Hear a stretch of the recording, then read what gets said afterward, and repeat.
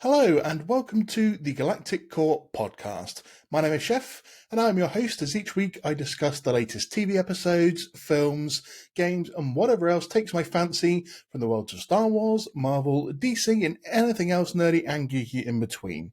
If this is the first time that you found us, then please do give us a follow on our social media pages. You'll find us on Instagram, Facebook, TikTok, YouTube, and also Twitch, where I do, not always successfully, but I do try and game a couple of times a week. You can find all the links in the episode description, and please make sure that you're giving the show a like, a follow, and a review on whichever platform it is that you listen or watch on. It really does mean the world to hear that you are liking and enjoying the show. Right now, we're going to get straight into the main event. So please sit back, relax, and enjoy this week's episode.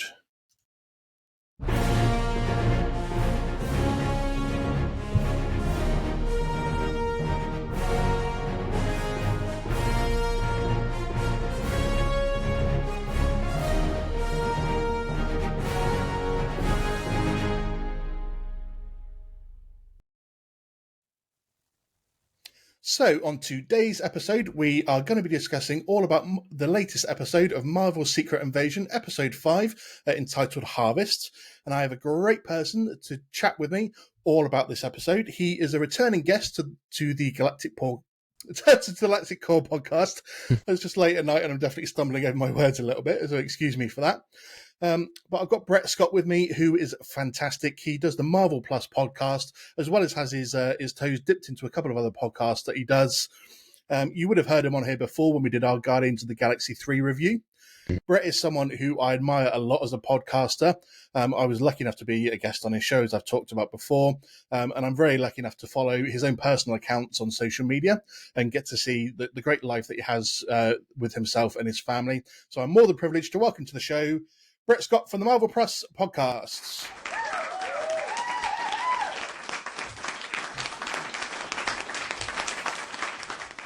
Thank Welcome you, sir. to the show, bud. Thank you.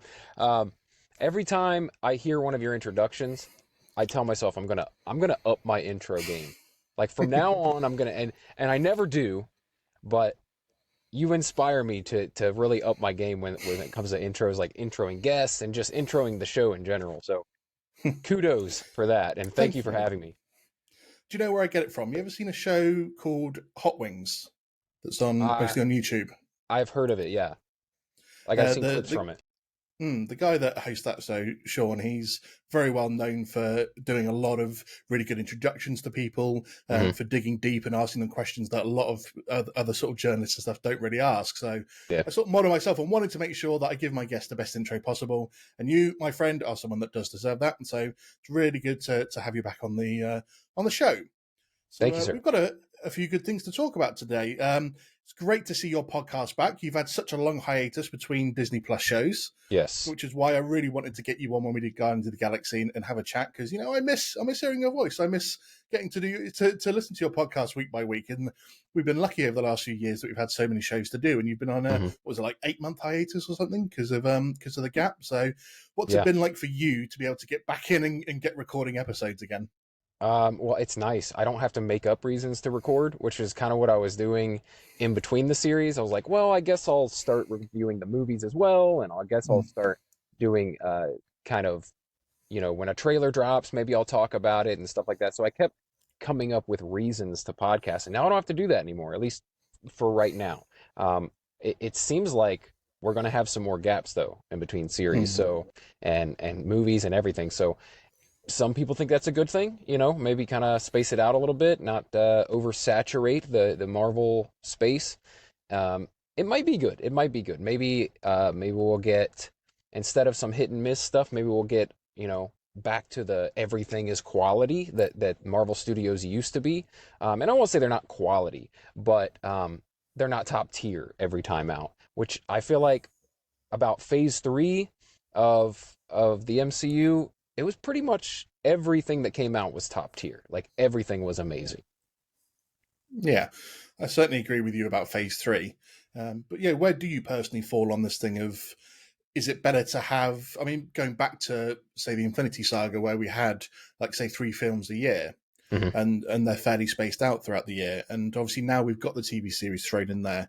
Are you feeling like 2 or 3 films a year plus one, maybe two series is going to be the way for them to go? Or because I quite enjoyed. I don't want to call it, like you said, an oversaturation, but I suppose as a hardcore Marvel fan, I was enjoying the fact that you had one series that came to an end, and the week after that you were getting a film, and then 2 weeks later a new series would start, and then the summertime you get a film, and all that sort of way it ran. But how are you feeling about the way that they're going about it personally? Personally, I I loved having new stuff all the time. Like I don't get tired of it. Obviously, I started a podcast for that reason. Like I wanted to talk about this stuff all the time, and I do. Even if I'm not podcasting, I'm talking to people about it. Hmm. So I might as well be, putting it out there for other people to listen to, I guess. But yeah, I quite enjoyed having stuff constantly. But I do get it. Like I feel like for other people. Um, I think maybe it should be spaced out a little more, just because one thing that it does when they space it out is it builds more anticipation and it makes you feel like Hmm. you need to see everything that comes out. Whereas when they're just pushing them out series after series, movie after movie, sometimes you feel like you're making a decision. You're like, should I sit this one out? I mean, do I really need to go to the theater for this one? Um, you know, I know it'll be on streaming in like a month and a half. So do I wait? I personally am going to go to every single movie, but I get, and I've heard from a lot of people are picking and choosing their Marvel projects now, and um, and I think that affects us as podcasters too, because Hmm. less people are tuning in when we put out an episode, if they're not watching the thing, right? I have a couple listeners who actually don't watch everything, but they still tune in every week to like find Hmm. out what's going on. Um, but I think the majority of people, they're not going to listen to a review podcast if they're not current on the shows. So I don't know. I think for the general public, and even for like the casual MCU lover, it's better to space it out. But for freaks like us, like give it to me every single week. I don't. I'll never get tired of it. I can do this all day. Yeah, I know. I know. Yeah, Exactly. I could do it all the time, and I would not hate I would not hate it if it was just a constant stream. Like you Yeah. said, you want to keep the quality up though, so maybe this isn't the worst thing in the world. So, Yeah. but obviously coming up after this, what's sort of following Secret Invasion. I know we've got Loki before that, but what's been sort of quoted as being the sequel to Secret Invasion is the Marvels film. We got a new trailer that's come out sort of yesterday, and we know that Nick Fury's making it through, and he's going to play a decent part in the upcoming film. But Hmm. and obviously Carol Danvers has got her obviously past issues with the Skrulls from her first film, and I think she's going to have to obviously have some kind of resolution with them for her part or lack of part of the promise of finding them a new planet and stuff like that. Yes. So, how are you feeling about the Marvels film coming up? I'm quite looking forward to it. To be fair. I am as well. It's not something I expected to look forward to, honestly. Like from the outset, when I first heard about they were making a sequel to Captain Marvel, kind of the general premise, like, oh, we're gonna bring all these different similar powered people together. I once I saw that trailer though, I got pretty excited. Like the first trailer that had the Beastie Boys Mm. background music, and it I don't know, it worked really well, and it seemed like a really fun movie. Do I think it's going to be like um, extremely important? I don't know, but it looks like a lot of fun from the trailers that I've seen. Yeah, definitely. It's definitely one that I'm looking forward to. We haven't got too many sort of maybe big films to come out for the rest of the year, apart from obviously we've got Barbenheimer that's out this weekend, isn't it? Yes, So yes. my other half is desperate to go and see Barbie, so I'm going to get dragged along to watch that. So, but yeah, it's one of the ones that I'm looking forward to because obviously we've got a few DC films to come out, but this is the last MCU film for this year, Yeah. and I know we've still got Echo to come as well in terms of a Hmm. series, but how are you feeling about Loki? Because to me, I'm super hyped for Loki. That's going to be coming up soon as well. Hmm. And following on, well, obviously this being a bigger build up towards the end of the multiverse saga and, Kang Dynasty and Yeah. Secret Wars, I'm super hyped for this. I was a big fan of Loki season one. I had it really highly rated. How Hmm. are you feeling about Loki with it sort of really bearing down on us soon? I'm excited. I was a big fan of Mobius. I was a big fan. I like the series. I don't have it like at the very top, but I mean, it was up there. I really thought it was a cool series.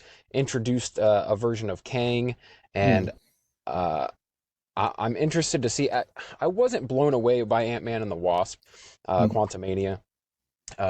So I'm excited to delve back into the world of Kang and have a show or have them show us a different version of Kang maybe or several different versions of Kang.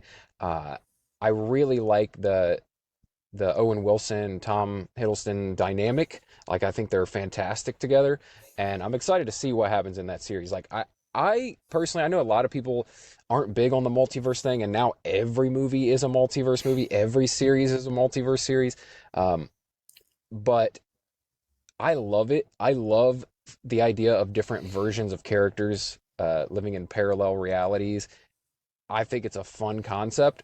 Um, for anything, not just Marvel, but like anytime you're like, hey, there's different versions. I love the multiverse. I love the idea of Mm. it. And it's just fun. And so this series, much like the first series of Loki, it's gonna delve back into that hardcore.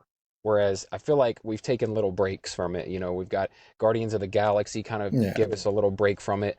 And then all the series that came before Ant-Man and the Wasp Quantumania, there's been like big spaces between multiverse storyline stuff. And I'm ready for it to ramp back up and kind of get into like everything involves the multiverse, you know, till it crescendos at the very end with Kang Dynasty and then Secret Invasion. I'm excited for that. I'm excited to get back to what is supposed to be comparable to, you know, the Mm. Infinity War and Endgame finale. So I'm holding out hope it's going to be amazing. It's going to be really hard to, you know, stand side by side with the Infinity Saga's ending. Yeah, definitely. That's going to be one of the toughest things for any film franchise to do, isn't it? Yeah. To stand up to that. You know, the combination of 22 films of what was it, like 10 years, 11 years of storyline. So Yeah. a lot to live up to. But like you, I'm super excited to see where they go with Kang and the storylines they're going to bring in. I've got to say, I think right now the thing I'm most hyped about has got to be Deadpool 3 though. Like that, like, and it looks like it's really going to play with the multiverse as well. And by the time we get there, I mean, that's supposed to drop in May. So, I don't know. I feel like it's going to do, I don't know how seriously they're going to take it. I think they're going to really play fast and loose with it and like make fun of the whole multiverse idea and the Fox universe and the Hmm. Marvel Studios universe, kind of poking fun at the whole idea of it. But it just looks like it's going to be so much fun, and I'm a massive Wolverine fan, so I can't wait to see him in costume. I can't wait to see if he dons the mask, the cowl at any point. But that's probably the thing I'm most hyped about, and it's so far away. And I'm like, you know, I've got all this other stuff to watch, but I'm still like, man, I can't wait to get to that one. I think that's going to be one of the best films of 2024, without a shadow of a doubt. So, I think prediction, which I don't think it's a stretch at all. It's going to be the first ever $1 billion rated R film in the history of rated R films. That's going to be the first one. It's going to just, I mean, it's going to obliterate the other Deadpool films, hmm. and I think it's gonna rival Spider-Man: No Way Home. I really do, box office wise. As a rated R film, that's saying a lot. I'm just going to jot that down, and I'm going to come back to you next year, and Yeah, we'll see if that's true. yeah. Right, so I've got a nice little game for us to play. It's a Okay. continuation of a segment that I did last week, and I've decided that I'm going to do this anytime I'm reviewing anything Marvel with my guests. But nice little game to play called Okay. MCU or Real Life You.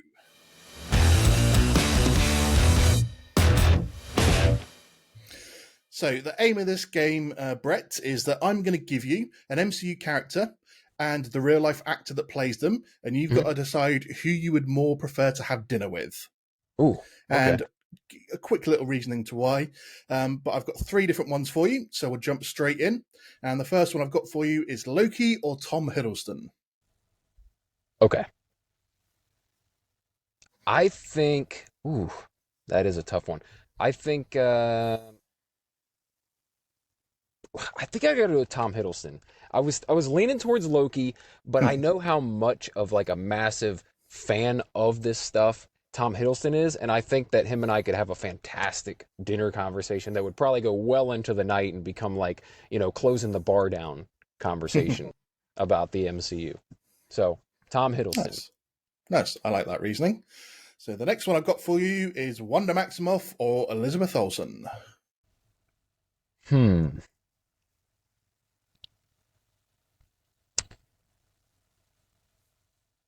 You know, again, I think I go real life. I just watched her in an HBO Max series a few weeks back. I can't, what are you familiar with it? She plays this woman who was accused of murdering someone.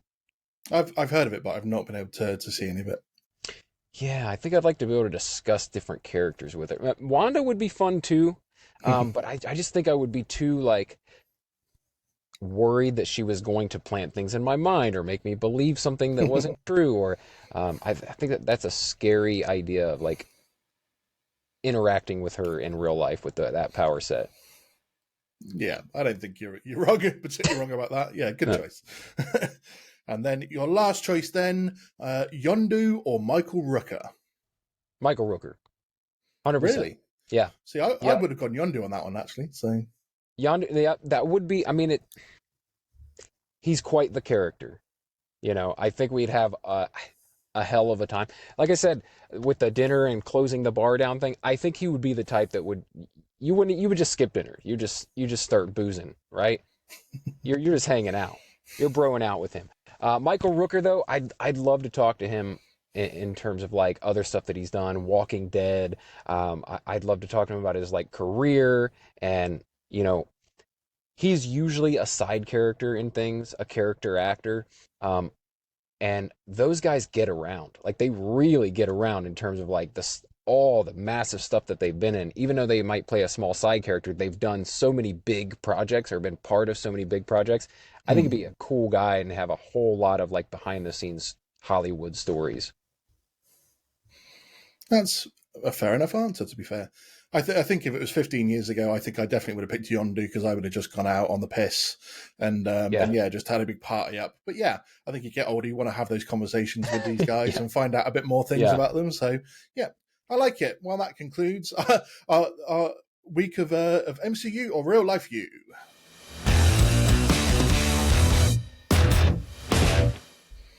So let's move on then to discuss this week's episode of Secret Invasion, episode 5, Harvest.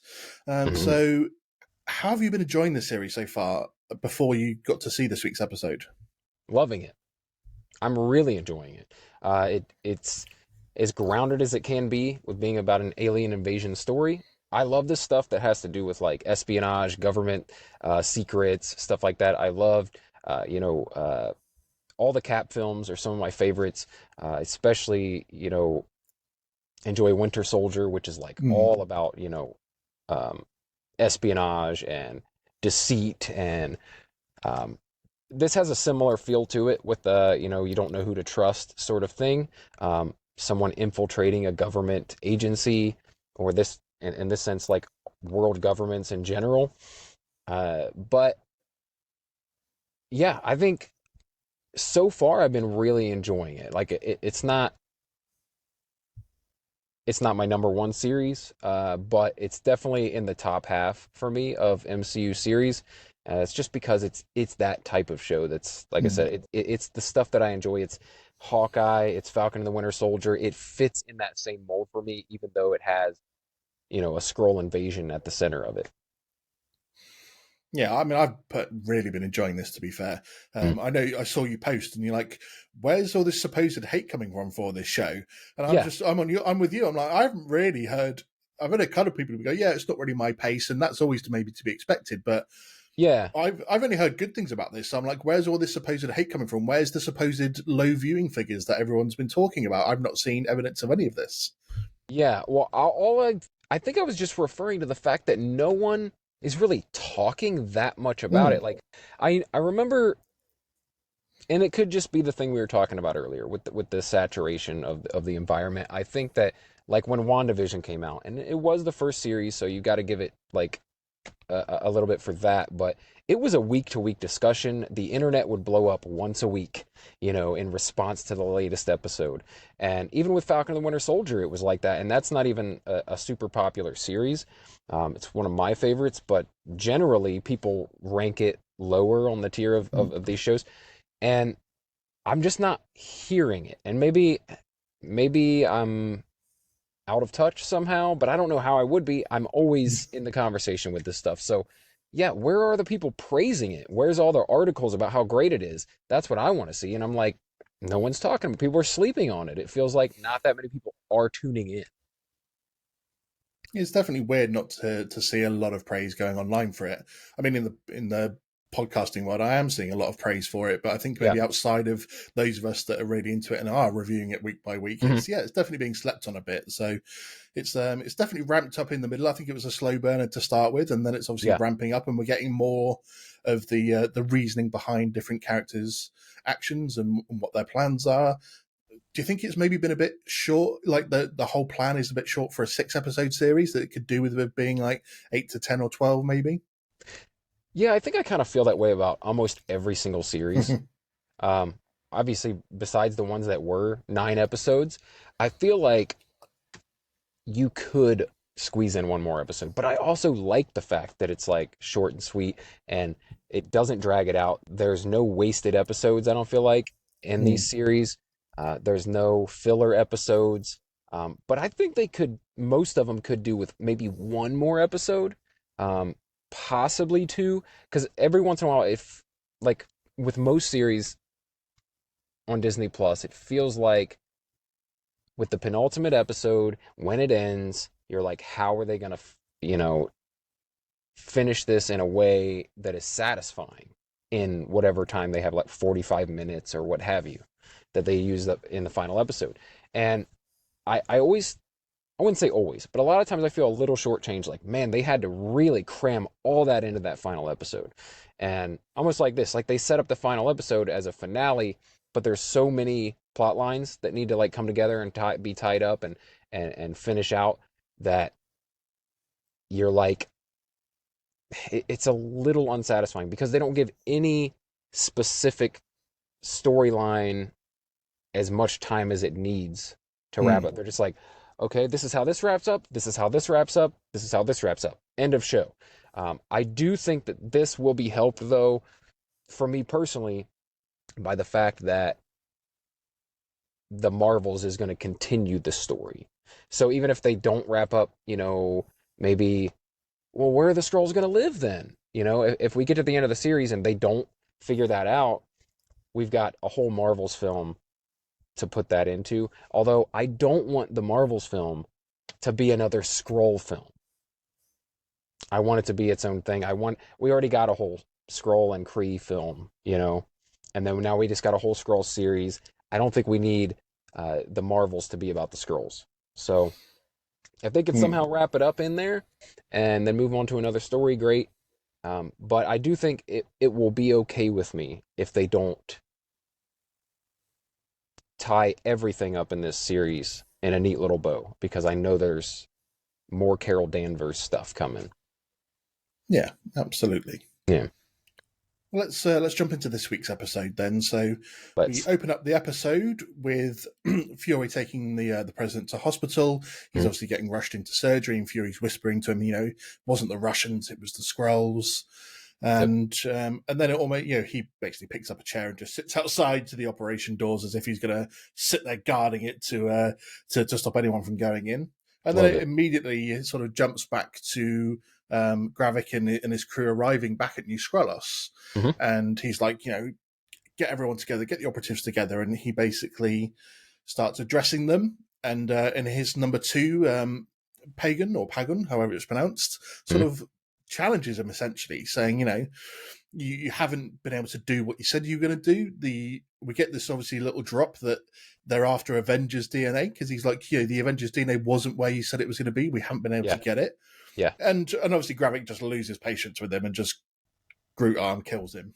Yes. So a pretty heavy start to the episode, with the fact that he doesn't have a problem, Gravik, killing off his subordinates, does he? No, he doesn't have a problem killing anyone. I especially like him as a villain. I think he's great.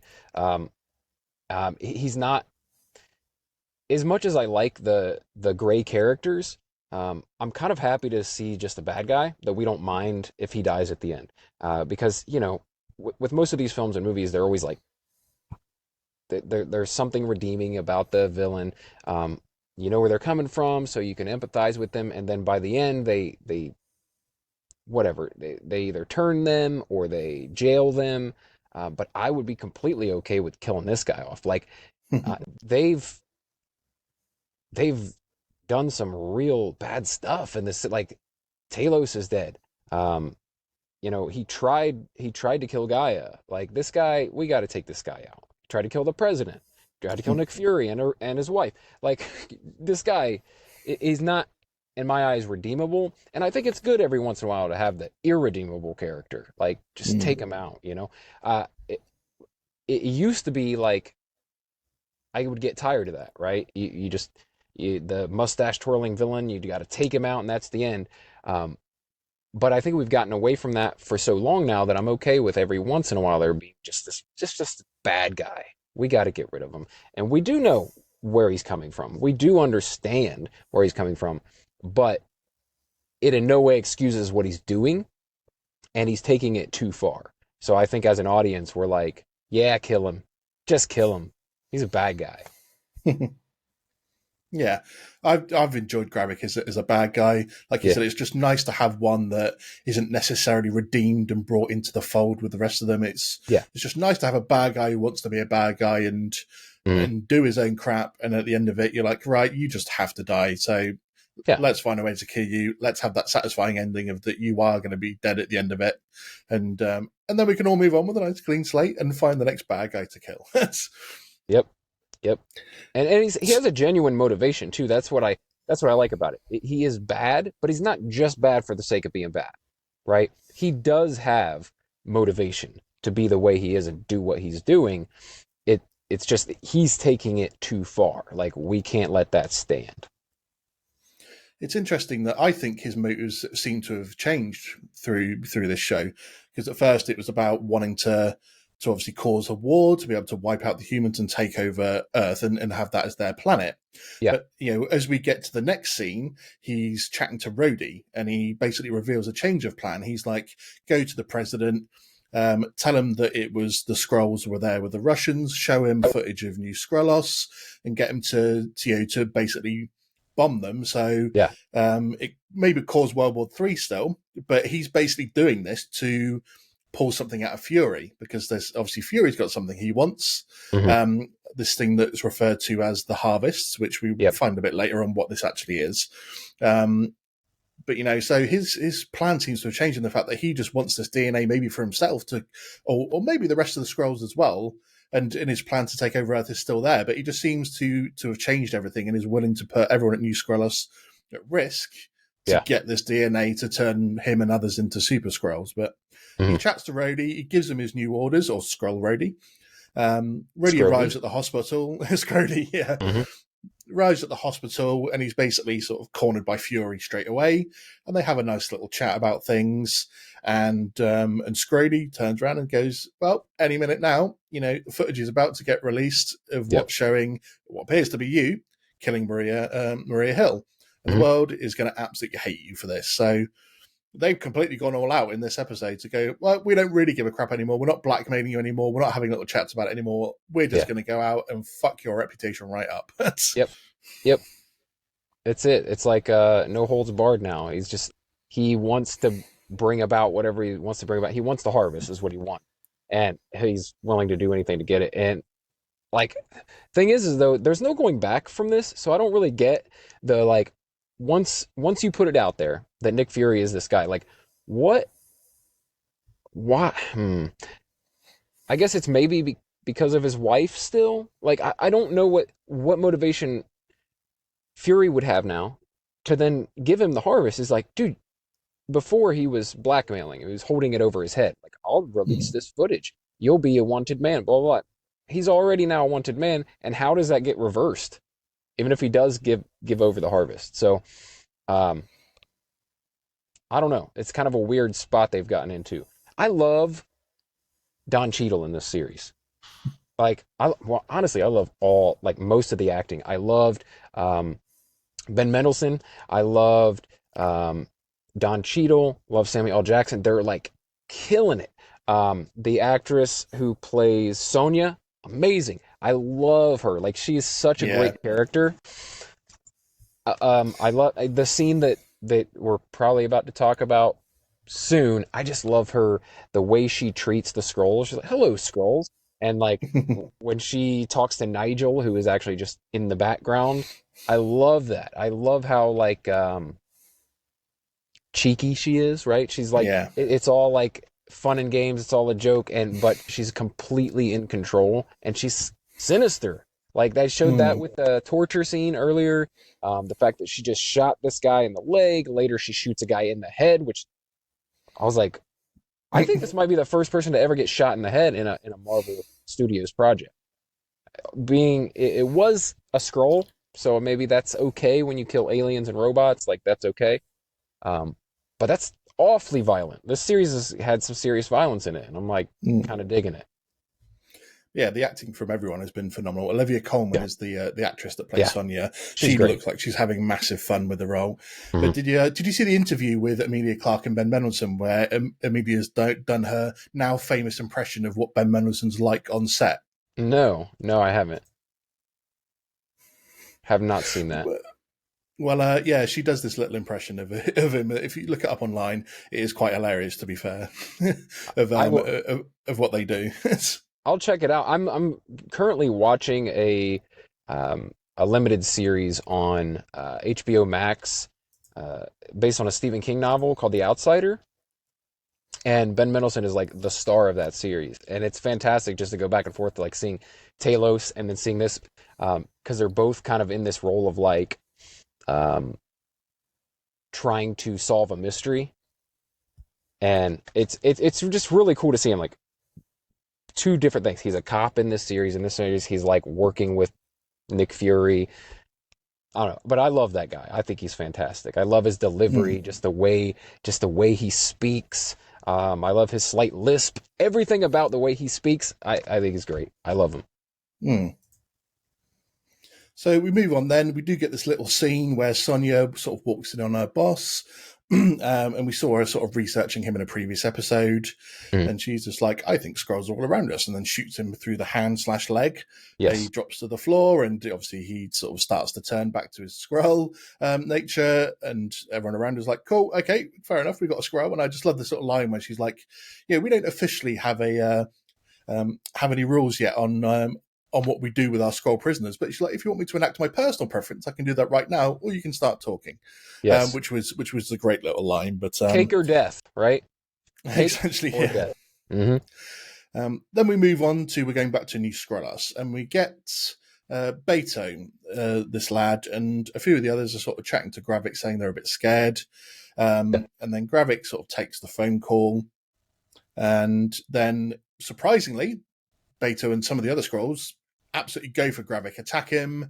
They're looking to beat the crap out of him. They're trying to obviously kill him because they don't agree with the tactics that he's going on now. And unfortunately, they don't exactly succeed. Gravik manages to get back up and kills all of them, to be fair. Showing again his absolute ruthless side of what he's like as a villain. Yeah, first time we get to see him as an adult in Skrull form as well. So that was pretty cool. Great scene. Just be, with him throwing the bag over his head and trying to take him out. I love that and I feel like they had to do this at some point in the series, that there was going to be some division in the ranks, because I saw like early on, I discussed in one of my episodes that it seems like there's far too few good Skrulls that they're showing, and they're acting as if every Skrull is on Gravik's side, and kind of Talos and I guess Gaia were like the only people on our side as humans, but they needed to show something to where there's like a falling out between some of the Skrulls, at least, so that maybe we can see how they're going to resolve this in the final episode. Like, some of those Skrulls have to dissent. They have to go and help the humans. Like, we don't want to do this thing that Gravik wants to do anymore. He's a madman. Yeah. And I think Gravik being that bad of a guy, like we were discussing earlier, he had to be that bad. He had to be this ruthless, or else there wouldn't be division in the ranks. So I think it's smart. I think it's a good. It makes sense that they would do that. I got to say, it did surprise me though. Like the way they just attacked him, I was not expecting that to happen. Yeah, they were like questioning him a little bit, but I didn't expect them to full out try to assassinate him right there. That really did catch me off guard. Yeah, they're clearly obviously not enjoying really working for them. Working for him, are they? So Yeah. Honestly, I hate working here. They are so weird. But after that, we get Fury going to what looks like his an old hideout from looks like it was from the flashback of like 1998 from I think episode 2. Yes. And he walks in and he finds Gaia sort of sitting there waiting. I always wondered, how those two, how much interaction they've had over the years. But to be fair, every time Fury walks into a room, I'm just like, I'm sorry, I don't want to get off on the wrong foot. Do I look at the pants or the eye? so it's so, and this is where it's sort of revealed that Gravik was after the harvest, and this is what he really wants to get. And then they have a nice conversation where she's sort of like dismissing her father's death, that he maybe died for nothing, and Fury's trying to instill in her that he didn't die for nothing. He had a cause, and he was wanted to do it a certain way, and that she needs to carry that on. And I think he's obviously instilled that fire in her for what's going to be obviously the finale episode. Yeah, I think she's the only person who can really stand up to Gravik, power set wise. Like there's no way around it. I don't know how much they bring in maybe the harvest into play and someone being like ultra powered. They do keep really driving home that Carol Danvers is part of the harvest, and like her power set is there because her blood is there. They mentioned it. They've mentioned Carol Danvers more than once in this series, and I think that it's not just as a callback, but I think it's setting up something to do with her powers coming into play at some point. Yeah, I think that's probably a good call.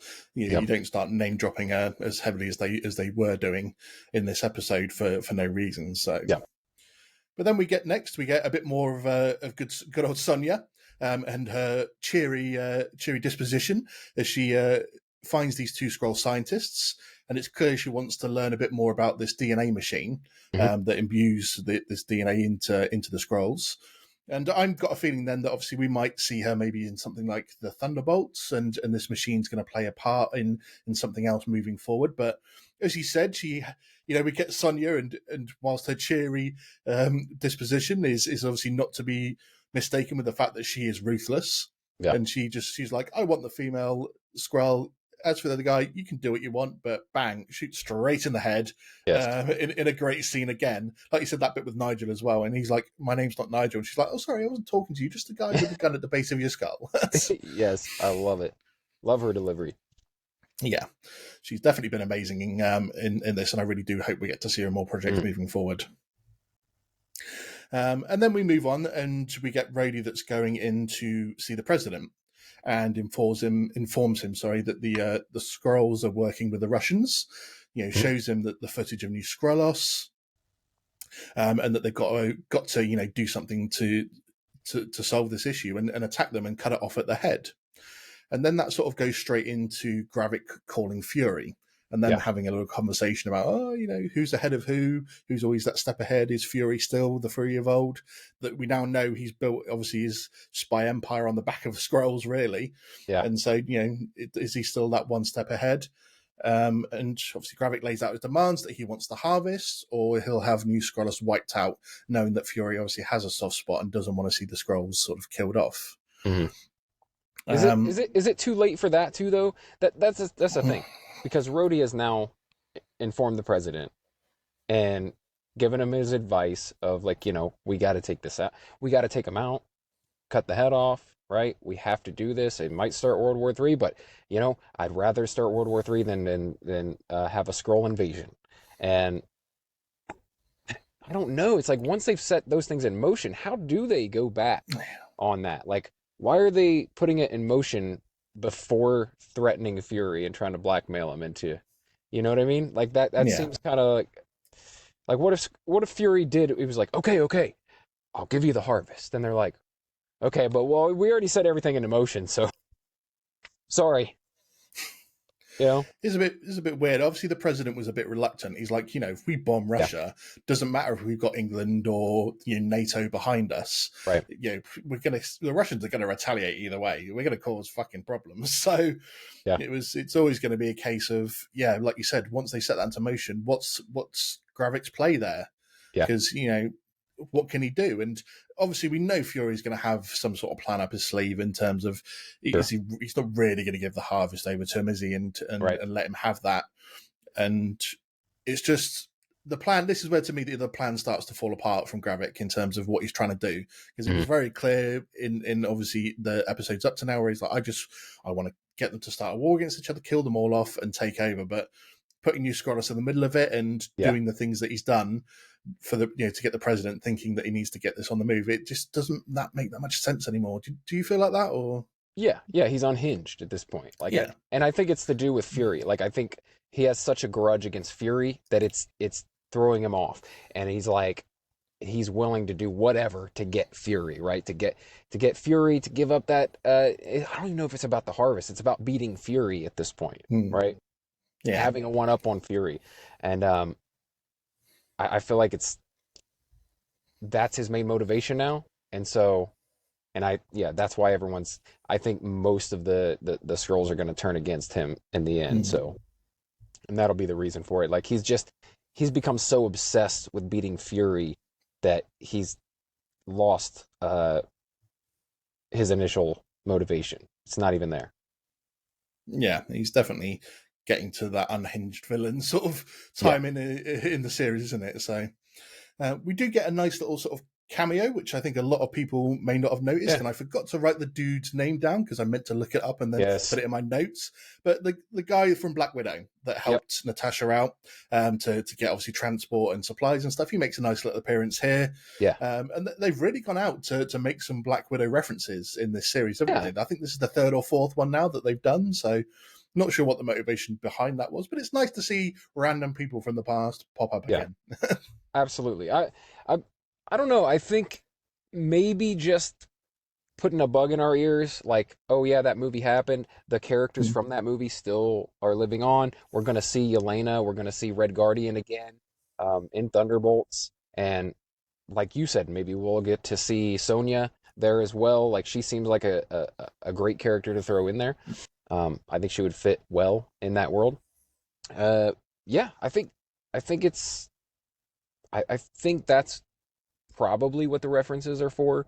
Unlike the references to Captain Marvel, I don't think like they're going to have anything to do with this series per se, but I do think they're just kind of reminding you like, hey, these characters are around, they still exist, this world, even though the Black Widow movie took place pretty far back in the past, it's all still going to be relevant. So just remember Red Guardian's in the mix. Remember Yelena's in the mix. Remember this liaison guy is in the mix.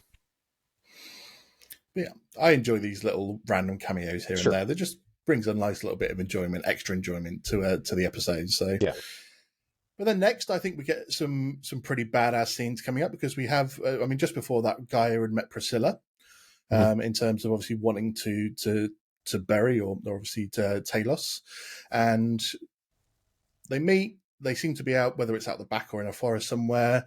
I described it as they're building them like a pyre, like they did with the Jedi of old, to be able to set them alive. And they have a little prayer sort of ceremony and obviously set him there. And then they're back at the house, and she gives us the story of how she got this house, sort of maybe building a bit more of that relationship between her and Nick, and why she bought this house and why Nick likes being there. Hey, nobody calls him Nick. No, I'm sorry, I'm a Skrull. I'll admit it right now. Right. The real Andy's kidnapped in the spare room somewhere. So I'll turn myself in next week, and Andy will be back. Sorry. Hey, since you brought that up, though, I did want to say this. One of the biggest things I'm interested in is finding out where Rhodey is for real. Like, is he held captive somewhere? Is it on Earth? Is it off planet? Like, where is he, and how long has he been out of the picture and a Skrull been in his place? Like, I hope we get all the answers to that in this final episode. I think we need to. Like, is he back in New Skrullos where they were having the other people kept prisoner? But then the question was brought up for me about Everett Ross from the first episode. You know, who's being imitated by a Skrull. Do they still have him somewhere? Yeah.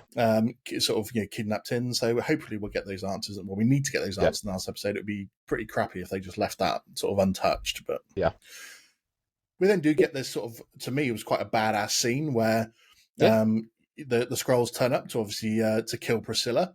And her and Gaia sort of, you know, they get their sort of bags on and stuff, and their armor, and they've got guns, all like John Wick style almost. And the two of them are there back to back and taking out every Skrull that appears in the room in a pretty badass little scene for me. I really enjoyed this, seeing them kick ass like that. How about you? Absolutely. I love any kind of action sequence like this.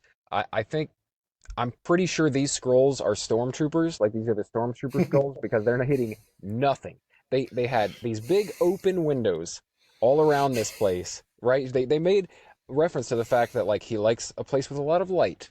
So there's a lot of windows, a lot of sunshine coming through. That means a lot of open opportunities for someone to shoot you from outside the house. But no one can seem to hit these two. I especially did like, though, the guy that swung through the window and was shot before he could even get in. He just lays in the window pane after they shoot him. Love it. Nice little comparison with the stormtroopers there. I like that. Yeah, they can't understood that reference. Yes. Speaking of Emilia Clarke, I think I found the clip I was talking to you about from the interview, from where she's imitating Ben Mendelsohn on set. All right. Daddy, when are we filming, Daddy? Come on, Daddy. Okay. And that is a sound clip that we can use for many, many things, but it is technically Emilia Clarke imitating Ben Mendelsohn. Yes. Yes. Yeah, I'm sure you could use that across all kinds of commentaries.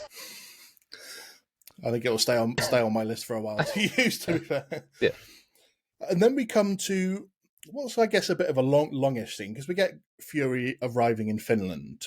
Yes. And he meets up with Sonya, and it seems that they end up driving to where his false grave is. Mm-hmm. They said he's got them all over the world, so I'm guessing it's not the same one that was there from the end of the Winter Soldier film. Right. Although obviously it's got the same inscription on there, which is obviously from Pulp Fiction, isn't it? Actually, it doesn't have the same inscription. Doesn't it? So the one from Winter Soldier is the inscription from Pulp Fiction. And the one in this is John 13:15, which is about laying down your life for your brothers or friends. So nice. Yeah, so I think they did that purposely to let us know, like, this is a different one. Well, for the people who have a keen eye and are trying to find out if it's the same one, yeah, it is a different inscription on it. That's my bad.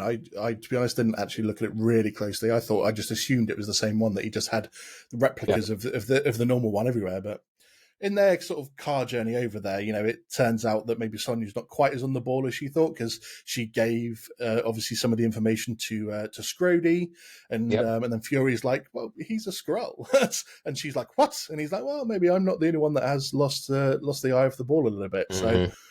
But they're there at obviously his false grave, and this is where we get the reveal of what actually the Harvest is.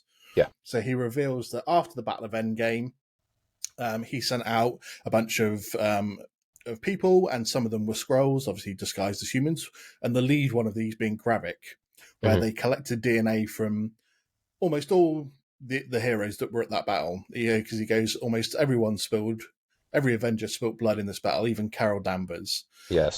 So he's got a big connection. He's got a big collection there of DNA, and he gets his false grave to open up by breathing on it, and we see this clear vial in there. So I'm guessing this is an amalgamation of all the different DNAs that they've managed to get into one sample. And he obviously chats a bit more to Sonya about the fact that this is personal for him. This is why he maybe, because obviously he gave a different reason to Rhodey as to why he hadn't called the Avengers or anyone else to come and help him. Yeah. And here he's like, this is personal. This is a personal thing for me. I need to do this on my own. We can't always rely on superheroes, which is a fair point. They can't always do that and have them there to save them. And he obviously reveals to her that his wife is a Skrull as well. Yes. and why this obviously means a lot to him. And then with that inscription that you've obviously, enlightened me on as well, it obviously adds a bit more gravitas to the whole reason why Nick's doing this. How are you feeling about this particular scene with the reveal of obviously what the harvest is, and obviously the meaning for Nick behind doing this himself rather than bringing anyone else in to help? I've definitely been wondering what the harvest is from episode 2, I think, when they first were talking about it. Like, this guy was out searching for the harvest and can never find it. And then they reveal that. They talk about that even more when Gravik is kind of chastising all the other scrolls for not following through. But I'm glad to finally see that. I think I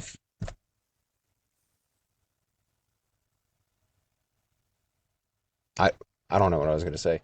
I think that it's a cool concept, right? The whole idea of the DNA from all the different Avengers. I don't know. Maybe I guess it was somehow revealed in background stuff in previous episodes, right? So there's a scene where Gaia is looking through the computer, and it's when she does activate the machine and use it on herself. We didn't know that happened until the next episode, but if you looked at the computer screen, there's different things describing what each of these like things that they do have can do. I guess I just assumed that was the harvest. Maybe they had found it. But I didn't realize it would be a separate thing. It was like the Avengers, like the most powerful people, really, including Carol Danvers, which they drive home for a reason, obviously. Him doing it on his own, I don't know, man. I'm of the mind of it's like, why? I get we shouldn't have to. We can't always depend on them. Actually, you kind of can. It's not like they're aliens. Like, a lot of them are from Earth. They are, you know what I mean? I don't know. Why wouldn't they be able to help? And wouldn't this be a whole lot easier if they did? I don't know. There does seem to be something, though, about him proving himself to himself, right? That he does still have it. A big theme in this series has been, does Nick Fury still have it? Is he still the same Nick Fury? And I think he definitely feels that. He mentions that in this conversation too, about like, I guess we'll find out if I'm more than just dust. Yeah. So there is some doubt in his own mind about, whether he can do this, and he wants to prove to himself that he can, whether that means a self-sacrifice, which it seems like that engraving kind of foreshadows a little bit. Maybe he's going to try to sacrifice himself. Knowing that he is going to have a part in the Marvels, kind of, it makes me question what time frame the Marvels takes place in, just because of the way they're setting everything up. Like, Fury's out in space in that trailer from the Marvels, the first one, when the Carol Danvers, which is placed with Kamala Khan, Nick Fury is there. I'm wondering if that scene at least takes place before he gets called back to Earth for the Skrull invasion. And maybe it's possible. It could be throwing us off, right? It could be throwing us off like, oh, well, we know he's in the Marvels, so therefore we know he makes it through this series. But maybe the scenes that he's in the Marvels is like previous to this. Even if the movie's not completely previous to this, maybe the scenes he's in are previous to this. And it's possible we could still get a sacrifice. Maybe? It's something I've discussed with other guests during the course of this show. And I did think a similar thing. Could it possibly be his scenes are before? But I then went against that idea. And the reason I gave for this is because he's basically said that since he came back from the blip, he's been up to the space station. He's been there the entire time, and this is the first time he's come back down to Earth. Yeah. And in that first Marvels trailer, he is on Earth with Monica Rambeau knocking on the door of Kamala Khan and her family. So he is back on Earth. So if this is genuinely the first time he's been back to Earth, during Secret Invasion since the blip, then the Marvels has to happen afterwards for him to then still be on Earth in those scenes and with Monica Rambeau. and going to Kamala Khan's house. So that was the reasoning I thought about. This definitely should be after that. Which to me, obviously, then if it is, it kind of spoils the ending of this because we know he's going to make it through. There's not going to be any Nick Fury sacrifice for the cause. So does it spoil it? Does it not? It's 50-50. We're not obviously going to know until November, but my reasoning was we see him and therefore he's going to make it through. What's great about this series though is you can't believe what you see, and so not only could maybe Nick Fury, I wouldn't say he's going to turn out to be a Skrull in this series, but who's to say that the Skrull we see knocking on Kamala Khan's door, or the Nick Fury that's knocking on Kamala Khan's door is not a Skrull, or the Nick Fury up in space is a Skrull? We have no idea. So no, that's a good point. I mean, obviously we had Talos in Far From Home playing Nick Fury, so there's no reason why if it wasn't set before, right? Might be Gaia that it couldn't be. Yeah, no, I think that's fair enough. And we shall see. Indeed, we absolutely will do. But to me, we do get a funny ending to this episode in a way, because he goes into this crypt after having that chat with Sonya and picking up the harvest vial, and you've got the different sections where coffins should be, and basically he picks out a coat, an eye patch, and a gun from three different like coffin spaces. I'm like, did you really need a whole space just to put your eye patch in? Right. But so he dons his old leather coat, gets his eye patch, and picks his guns up, and he walks out. And that's obviously to me is them indicating the old Nick Fury's now back. Yeah, it's good to see him donning the old threads. I think that's what the series has kind of been about, is like getting back to who he really is, and being heroic. Not this shell of a man that everyone seems to think he is. They really do drive that home in this series, right? Like, everyone is saying he's just not the same guy. He's not the same guy since the blip. He's not the same guy since the snap. So that's been like a theme throughout. I do feel like a lot of stuff has went under the radar. Like, man, other than it being used as a blackmail tool, killing off Maria Hill seems like not even that like important to the story as it maybe should be, because his motivations right now don't seem to have anything to do with that. Like, now he's his wife is a Skrull, so he has to save Skrullos, and his friend who was a Skrull was just murdered. Like, man, I mean, he's got a lot of motivation. He wouldn't have to look very far for motivation to do what he's doing. But it just seemed like the Maria Hill thing was such a big moment, and they ended an episode with it. It was like a cliffhanger ending. And man, it almost seems forgotten at this point. So I wonder if they'll reference that much more in the series. And it's like, I feel like it needs referenced more, man. Like, that's a big death for a lot of people. A lot of people were upset by that. Absolutely. And with one episode to go, I think they've got, like with anything, they've got quite a bit to wrap up. What gets left for maybe the Marvels film or anything in the future. I'd like to see them wrap things up with the Skrull Council. I think they've got a bit to maybe tie in there, especially since I want to hear Nick Fury stand in front of the council and just be like, I recognize the council has made a decision, but given that it's a stupid-ass decision, I've elected to ignore it. Just saying that to them after they elected Gravik as their leader would be a nice little callback for me. So yes, they've got a lot to wrap up, but what are your sort of thoughts for the final episode?